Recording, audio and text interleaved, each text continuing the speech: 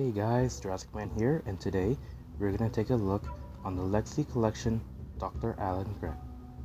Now this has been a figure I've been waiting for quite a while, and I can't believe I managed to find them. I did manage to find all the available figures at the moment. However, I only got Alan because it was the only one I could get at the time because I was trying to save some money right now. But anyways, I'm really excited that I finally got able to get one of the Legacy Collection. And especially one that I could replace for my old Alan Grant, which I kind of have it right here. And as you can see, as you can see, this one is different scale and different mold. But either way, let's get to the packaging. Now the packaging itself is overall okay. It's this new Legacy packaging. If you haven't seen yet, you can see that it's pretty good. Dr. Alan Grant. It comes with a compy with Alan and gun, and in the back of the package you can see there's the T-Rex with the old JP arch right there with Jurassic World Legacy Collection, and it's pretty cool. At the back of the package you can see that it has a rendition of Alan with two more compies on him. You can see up there is an official picture of Dr. Alan Grant right there, literally. And there he is with a compy. He's getting bitten. One's biting his hat. That's pretty funny. The Legacy Collection. There's some words if you could try reading it. I don't know if you can or not. But yeah. Down here you can see the Mattel logo right there.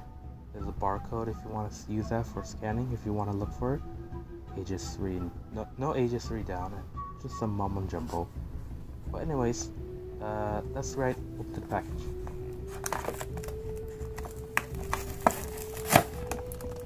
I always like to start cutting the packaging down here.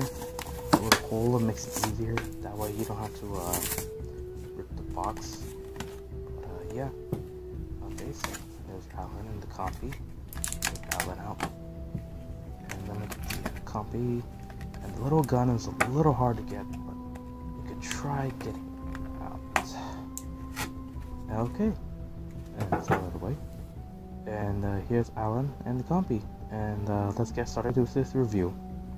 Now Grant comes with multiple accessories. Well, not a lot, but he comes with 2 accessories.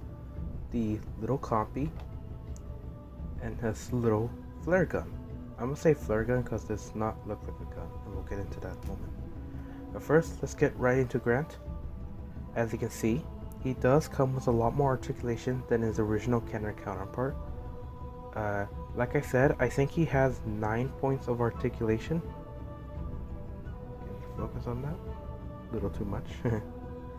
Alright.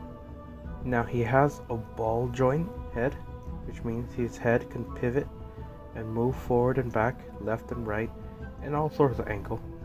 You could also swivel it around, but you know, that loosens the joint. But this is a head, so it's not gonna matter. Exorcist in the way. None of that in my Jurassic. He comes with a movable shoulder that's on a hinge, as you can see down here. That goes all the way down this far and this high up. You can also pivot it around, it swivels. And he also has some elbow joints. They go this far back and this far forward. And of course, just like the arm and the head, you can swivel it around. Now he does not have any wrist joints like the Black Series figures, so he can't really do that, but you can position his hand in different ways, as like that. So it's not very effective. The same on the left hand. And let's get to the middle part of the section above the belt, where it actually is movable. You can swivel left and right, all the way back. And his legs have hinges on the side right here, so you could give him a split, which I don't think Sam Neill can do it in real life. But yeah, you can split him, make him do a helicopter.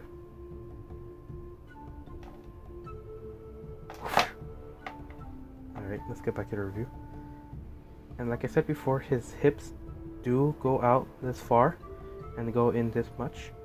His knees can bend this far back down and this far forward. However, just like the arms and the elbow, they swivel around, and that makes up for the lack of ankle joints, which he does not have as well. So there is a total of 9 points of articulation, or 10 if you count the waist. Yeah, so there's 10 points of articulation on these figures, which is substantially much better than what we get in most figures these days. I mean, even the standard Black Series or Star Wars figures are already a classic 5 points of articulation, which is something a lot of people don't like. So let's get right to the small accessory, the one people want to see the most. Now, this is the only way you could get a copy is from these guys. It seems that they only come in the Legacy line, so you get small copies in different positions. Currently, I think there's only 3 to 4 different ones. Each character comes with a little copy that's unique to the design and look. Grant gets this one with this curved snake leg head and this curved tail that goes all the way up and then a grip onto the side of their body. So like that, it looks like the company is giving him a dry dog hump. But yeah, other than that, the copy itself is very flexible. It's this soft plastic. You could basically, it's very adjustable. That what makes it. If it was harder plastic, maybe it will stick better, because in some points it does slide off pretty easily. But I guess that's a way, as a feature of making the character rub the copy off of them. And it comes with this little flare gun, which I must say is a nod to Jurassic Park 3, as he uses the flare as he hits the Spinosaurus, which eventually causes the oil in the water to set on fire and scaring the Spino off. Now, the flare itself was red, but this is just a matte gun black, so it looks more like an actual gun than a flare, but it's a flare nonetheless. And then let's take a look of the accurateness of this. The face sculpt itself does resemble Sam Neill in some ways, and I love the accurate color of the jeans and the shirt. Now, the pants are slightly lighter than what he would wear, but overall it's good. He has the Mattel branding right here and a stamp on his butt. And he has this unique hat that Alan Grant is always known to wear. I kind of wish we get 2 versions, maybe one during the dig site and one in Jurassic Park 3 uniforms. But overall, this is a fine start for an Alan Grant figure in the Legacy line. And that's pretty much it. Now let's get right into comparisons. And here's a comparison with Alan Grant next to his original 4-inch scale counterpart from Kenner. And as you can see, likeness wise, the new Legacy version is more resembled to the actual Alan Grant. I felt like Kenner had to go a bit over extreme when it comes to the first line, because they mainly based it off the books, the novel, the characters, basically any info they had at the time, because I'm pretty sure Jurassic Park was pretty secretive of itself during its development. So Kenner was not involved, just like what they did with Batman and Robin, where they went too involved with the toys. But you know, overall it's okay.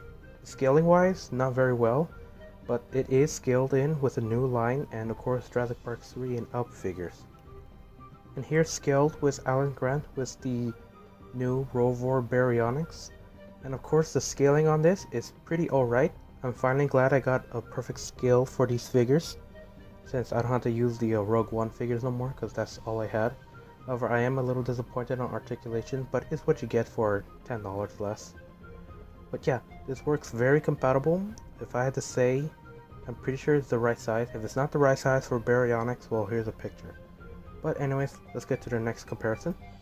And here it is compared to the Dimorphodon, and as you can see, I'm pretty sure the scaling on this is alright, just like that picture with Owen Grady with the Dimorphodon on him. I'm pretty sure it scales up very nicely, especially for the fact that this Dimorphodon is supposed to be a small basic figure. If anything, I feel like this Dimorphodon is slightly too big, but that's just my opinion. Overall, it's alright. And here it is compared to the recently reviewed Attack Action Carnotaurus.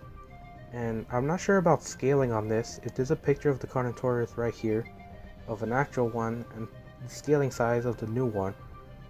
Also the size of Sam Neill at the time, which I think is still currently now. But either way, here's a comparison of these two. And overall compatibility, it's very compatible. And like I said in the previous Carnotaur review, it's very compatible with the old Kenner toys. And speaking of the old Kenner toys, here's it is compared to the Lost World Stegosaurus. And if this is compatible, it's very good and very basically compatible. And just to make this editing a bit shorter, I'm going to compare it to the original Velociraptor from Series 1. And scaling on this is actually pretty close actually. It's a little small for Alan size, but the Velociraptor is still good enough to scale in with the new figures. So yeah. So what score would I give this? I would give Alan Grant a 4.5 out of 5. It is not a perfect score, mainly because I kind of really wish there was some hand swivels and foot swivels. But overall, the toy itself is very good and very basic and very accurate to the movie counterpart. It would be, I mean, 25 years of studying the movies and the characters, that would be much better. So yeah, I would get this right now if you can. They are only exclusive to Target, as the Legacy Collection itself is exclusive to Target. So those that are able to get it in Target, I would get it right now. I've seen these go up for at least $14 or $15 on eBay, so if you can't find it, please do not buy on eBay. Just try your best to find it. And maybe, who knows, you might find the rest of the figures you're looking for. So yeah, I hope you guys liked this review. Remember to like, comment, and subscribe, and I'll see you guys next time.